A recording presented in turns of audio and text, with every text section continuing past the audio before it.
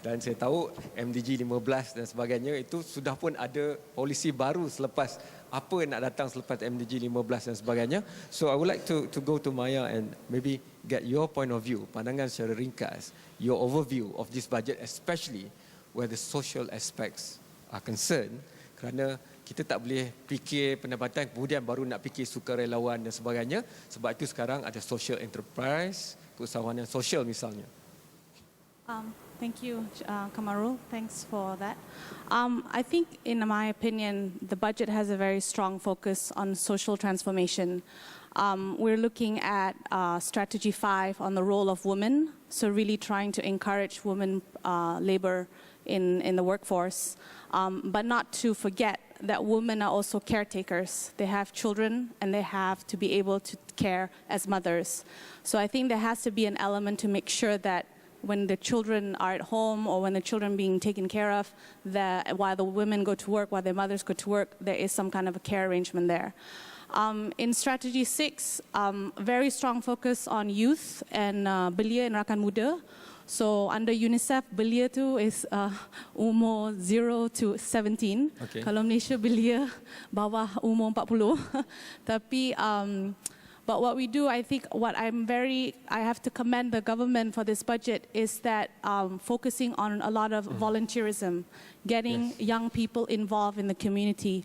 And a lot of the times that is the first step to get their voices out. And we want to be able to encourage young people to provide the input to decision makers. So we want to be able for them to voice their opinion and participate, and to a certain level make it quality participation so that the policies and the program comes from the young people and not necessarily from the top up. So it's very much bottom up. And the last thing I wanted to also commend on the welfare and quality of life. A lot of cash transfers, social assistance seen in this budget.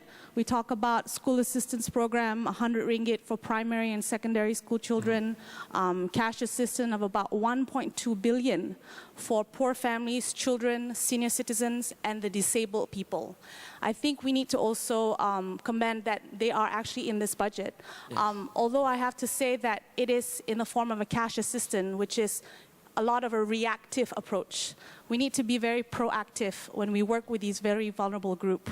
And part of that requires building a system and being able to know who are the disabled, who are the poor families, and who are the children in these poor families, and what are their problems that they're facing in the household and in their communities. But going back to link it up to the Puan Noliza tadi, when you look at planning space and community, it is not just about quality housing and accessibility of housing, but we want to make sure it's conducive for everyone, for the family, for the child, for the grandparents. We were taking care of a lot of our elderly population now.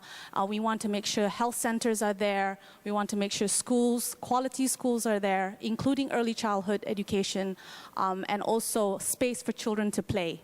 So I think that those are kind of the things a way forward. And again, this is the last budget before the next plan from 2016 to 2020 for RMK 11. So I think we are actually in the right step, and we just need to strengthen a little bit more on our social transformation. Thanks.